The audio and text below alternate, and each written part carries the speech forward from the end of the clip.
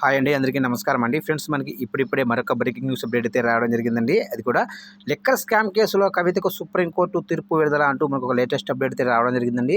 దీనికి సంబంధించిన పూర్తి వివరాలు అయితే తెలుసుకుందామండి. వీడియో ఎక్కడ స్కిప్ చేయకుండా చూడండి ఫ్రెండ్స్. అప్పుడే మనకి పూర్తి సమాచారం అయితే ఉంది. ఇక ముఖ్యంగా వీడియో నచ్చితే లైక్ చేయండి ఫ్రెండ్స్. లైక్ చేయడం వల్ల మనకు తెలిసిన ఇన్ఫర్మేషన్ మరి కొంతమందికి అయితే రీచ్ అవుతుంది. ఇక లేట్ చేయకుండా వివరాలకు తెలిపోదాము. ఫ్రెండ్స్, నాకు చిన్న రిక్వెస్ట్ ఫ్రెండ్స్, ఇంతవరకు మన ఛానల్ ఇంకా సబ్స్క్రైబ్ అయితే చేసుకోకపోతే సబ్స్క్రైబ్ అయితే చేసుకోండి. గవర్నమెంట్ నుంచి ఇలాంటి ముఖ్యమైన అప్డేట్స్ ఎప్పటికప్పుడు మీకు తెలియజేస్తూ ఉంటాను. ఇక లేట్ చేయకుండా వివరాలకు తెలిపోదాం. ఇక్కడైతే చూడండి ఫ్రెండ్స్, కొన్నాళ్ళుగా వినిపించిన ఢిల్లీ లిక్కర్ స్కామ్ కేసు మరోసారి తెరపైకి వచ్చింది.